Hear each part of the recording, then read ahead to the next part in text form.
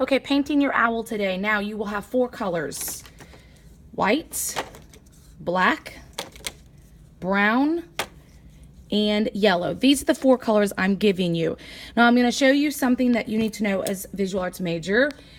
You have these 4 colors and we don't mix them in the cup, but I have little mixing plates that are over here under this. So if you would like to make a new color, you pick up a mixing plate and you take it to your seats, and each one of you can have your own. And using this mixing plate, you can make a light brown, a gray. So those little mixing plates are helpful if you want to make a new color. And then these just go in the trash when you're done mixing. So remember, get your brush. And again, I'm just gonna kind of quickly run through this. You get to pick what colors go where.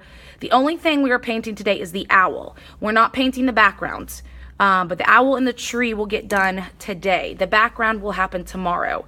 So pick a color. I'm gonna make gray.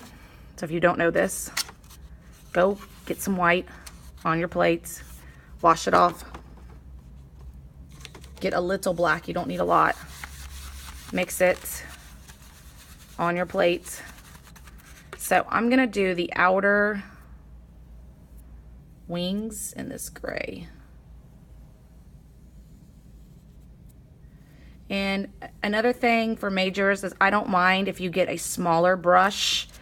My only request is that you wash the brush and you put it back where you got it from. Don't put it in your house or leave it at your table, because the next group didn't get it. It's you that got it. So make sure that you put your brush up. Now, I don't know if you noticed, but I made a little mistake. I had drawn the owl too small, that line right there. So I just drew another line over, because if you don't know, tempera paint is much thicker than watercolor and it's easily used to hide any mistakes that you have made. So again, I used gray on these outer wings, and I'm gonna kind of continue that gray down this edge, but I'm not gonna go all the way into the 4 parts. So once you do that, I think I'm actually gonna do gray up here too.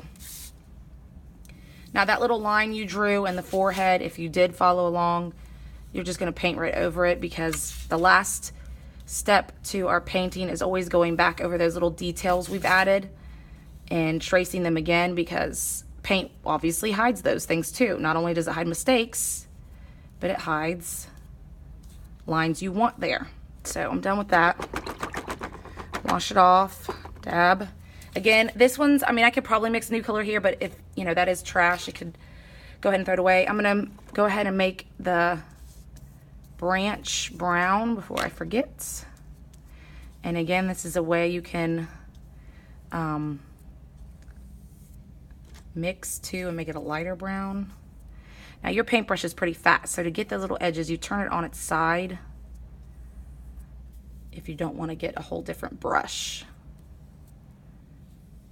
So I just turn it to get those little edges. Okay, wash that off. And again, you don't have to go in this order or these colors. I'm just kind of guiding you. Now for the yellow, the reason I put yellow is to that little spot around it. Now I colored those in black with my black crown, the black part of the eye. If you need to, you can paint those in, but I just chose to do it with the black crown because it's much easier. So now I'm gonna do the center. I'm gonna do a light brown. So same thing, and I'm just gonna use the same plate. Scoop up some white, wash it off, add a little brown, and again, you don't need much to make a light brown. It's gonna go in the center, kind of a tan. And why am I giving you these kind of boring colors? It's because we're in the fall and owls tend to be a lot of people's favorite things, and we're gonna use it. It may be like a little cartoon looking owl, but we're gonna give it some real owl colors.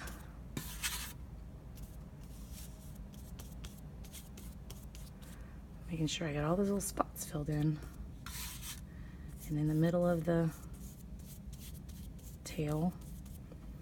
Okay, so the only thing I have left is, I'm gonna leave those whites, the part around the yellow, I'm gonna keep that white. But the talons or claws, I think I'm gonna go with black.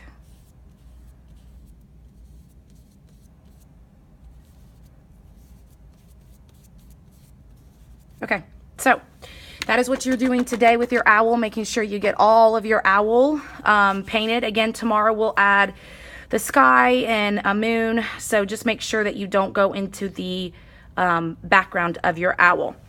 Clean up, check your checklist, because you need to first make sure that gets on the drying rack, and it should be vertical. Your mixing plate will be trash. Depending on if your visual art's A or B. A, you leave the paints open. B, you will close up the paints. Everybody's going to dump out your water and make sure you refill it with clean water. If you are A, you're going to wash your peches and put them back in the house. If you're B, you're going to do the same thing.